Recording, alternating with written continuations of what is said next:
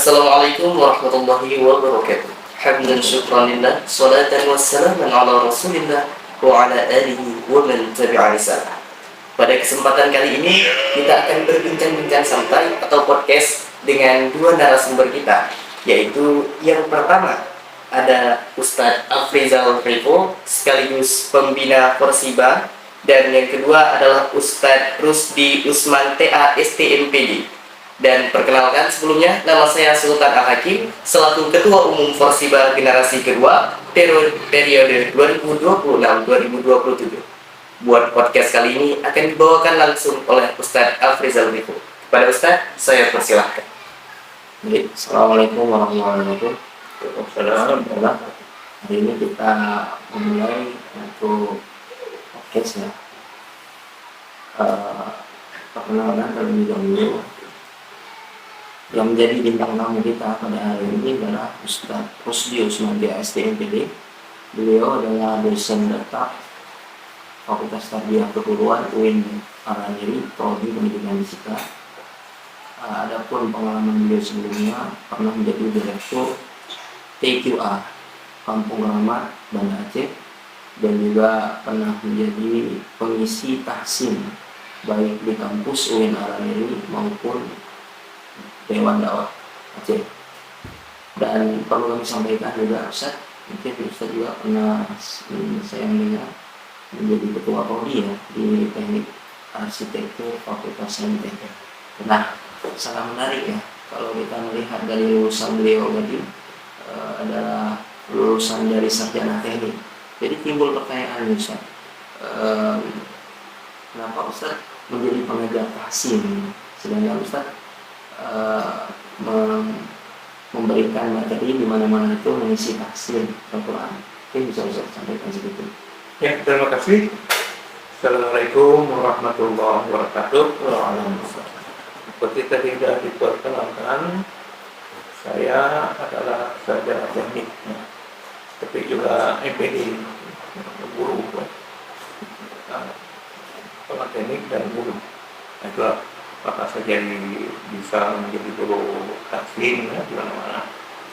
Ini terutama ilmu Al-Quran yang kita sampaikan kepada audiens kita tidak berasal dari kampus, tapi berasal dari keluarga. Ya, keluarga saya, orang tua saya pengajar Al-Quran, ya expert nih, begitu ya, ahli Al-Quran yang menguasai baik tafsirnya maupun qiraahnya, juga tilawahannya.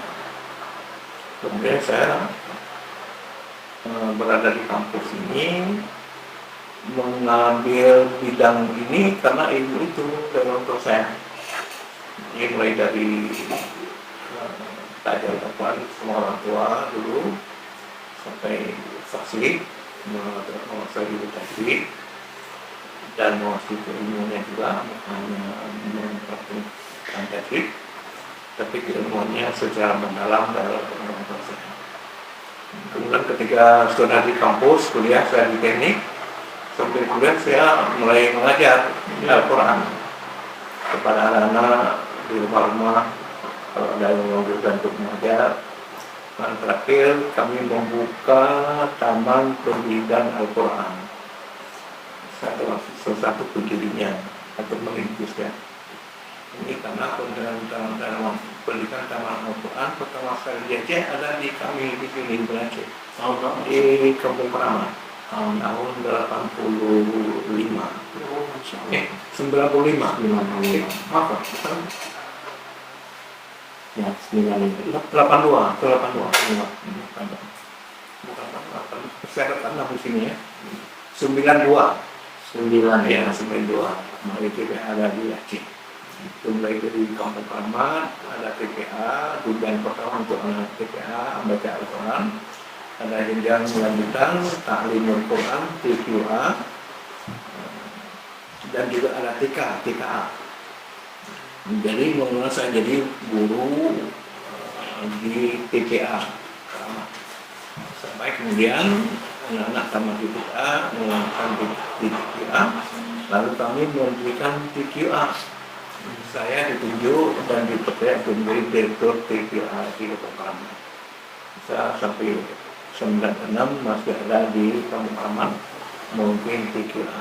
Baik Ustaz. Alhamdulillah tadi kita sudah mendengar sedikit ya pengalaman Ustaz ya untuk kenapa Ustaz tadi lulusannya TNI bisa mengajar Al-Quran. Ternyata latar belakang keluarga beliau pengajar Al-Quran dan beliau mendapatkan ilmunya langsung dari orang tuanya. Alhamdulillah pada hari ini kita mulai ya podcast kita dengan judul bincang-bincang tentang membaca Al-Quran meraih berkah dan syafaat.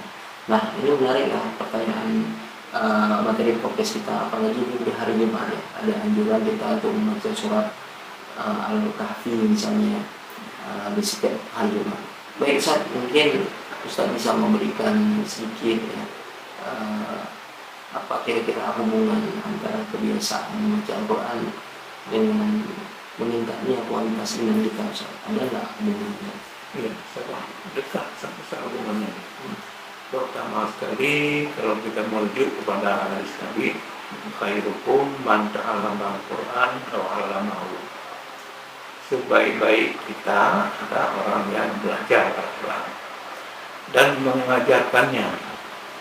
Kalau saya menambahkan bukan mengajarkan tapi mengamalkannya. Setelah mengamalkan Al-Quran lalu kita ajarkan, maka jadilah kita orang yang terbaik di antara manusia. Ini jaminan dari Rasulullah. Kemudian Al-Quran ini nantinya di hari kiamat akan datang kepada kita untuk memberi syafaat kepada orang yang datang oleh syafaat orang yang baca Al-Quran. Jadi orang yang membaca Al-Quran, mengajarkan Al-Quran, menghafalkan Al-Quran di hari kiamat ini diberi syafaat oleh Allah melalui Al-Quran, atau Al-Quran memberi syafaat kepada kita untuk meraih surganya insyaallah. Maka syafi'an bi ashabi jangan. Jadi Al-Quran akan memberi syafaat kepada orang yang membacanya. Nah Ustaz tadi menyampaikan kalau membaca Al-Quran itu baru diberikan syafaat, apakah hanya bagi yang membaca saja atau memang harus terkait ketiganya Ustaz? Yang Ustaz sampaikan tadi harus baca Al-Quran, harus disertai, dipahami dan mengamalkan, itu gimana Ustaz? Iya, mencakup semuanya. Mencakup, berarti nggak bisa terpilah. Nggak bisa terpilah. Kita mengamalkan kan karena sudah kita baca. Kita memahami juga karena baca. Dan apalagi mengamalkannya, ini sangat tergantung dari kita membacanya dan memahaminya. Nanti ada ilmu-ilmu terkait dua itu yang perlu dikuasai. Nah, sekarang kami ini kan dari Forsi Bahasa Forum Silaturahmi Musik Bersatu. Kira-kira kalau kita melihat fenomena saat ini kan banyak generasi-generasi muda yang mungkin tidak sedikit ya yang tidak bisa membaca Al-Quran. Mungkin bagi Ustaz sendiri, apa yang menjadi tantangan terbesar bagi kami ini generasi muda supaya bisa terus berinteraksi dengan Al-Quran? Ya, terima kasih. Jadi yang pertama kali bisa berinteraksi dengan Al-Quran, mampu membaca Al-Quran itu terutama. Kalau nggak mampu membaca Al-Quran kan nggak mungkin bisa. Padahal ada juga dan kemampuan dengan mendengar saja kan beda dengan bisa membaca. Agak beda. Karena dalam hadis tadi katanya Nabi katakan man qara'a harfan min kitabillah falahu hasanatun.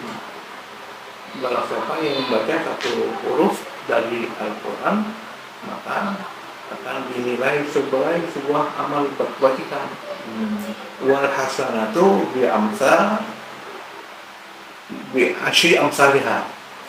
Dan setiap amal kebaikan itu nilainya sama dengan 10 amal kebajikan. Ya, itu. Jadi kalau kita baca satu huruf, maka kita akan mendapatkan satu nilai amal kebajikan. Ya. Dan setiap nilai amal kebaikan itu 10. Maka Nabi melainkan, ya, la aqul, ya, la aqul alif lam mim harfun, kata Nabi. Tidaklah aku mengatakan alif lam mim itu satu huruf, Walakin alif harfun, mim harfun, lam harfun. Ada alif lam mim, ada 3 huruf. Kalau 3 huruf kita akan mendapatkan pahala membacanya, pahala kebaikannya sebanyak 30 kebaikan.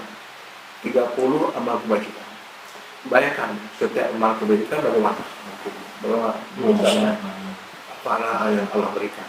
Ini 30. Satu alif lam mim. Baca bismillah ada 19 huruf. Kali 10. Baca Fatihah berapa huruf? Baca Al-Baqarah berapa huruf? Baca 1 juz berapa huruf? Jadi sangat banyak pahala yang Allah berikan kepada orang yang membaca Al-Quran. Maka membacanya lebih penting daripada mendengar. Membaca itu tidak bisa dibaca kalau kita tidak belajar. Kita harus belajar membaca Al-Quran, belajar dari alif ba sampai seterusnya.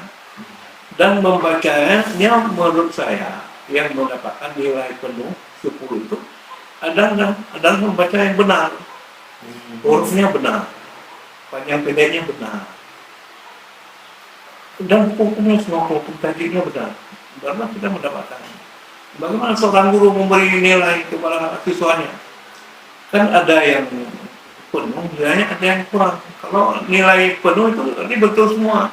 Oke, Ustaz. Ya. Kalau ada yang kurang, kurang juga. Baik, Ustaz. Sangat menarik ya yang Ustaz sampaikan tentang pentingnya baca Quran. Mungkin di akhir statement mungkin 1 menit, 2 menit dari Ustaz, pesan apa yang bisa Ustaz sampaikan kepada kami generasi muda supaya Al-Quran itu menjadi sahabat dari kami dan kami bisa menjaga seperti yang Ustaz sampaikan. Ya, kembali ke hadis tadi, khairukum man ta'allama al-Quran wa 'allamahu. Sebaik-baik kita selaku manusia adalah orang yang membaca, mempelajari Al-Quran, membacanya dan mengamalkan. Jadi di sini intinya adalah kita perlu belajar dengan baik dan benar Al-Quran. Mencari guru yang tepat, mencari guru yang betul-betul memahami. Dan kemudian kita juga belajar ilmu Al-Quran, memahami maknanya, memahami hukum yang ditampilkan Al-Quran, lalu kita amalkan. Dan kita selaku dai pendakwah mengajarkan kepada orang lain, sehingga apa yang baik dari kita baik juga bagi orang lain.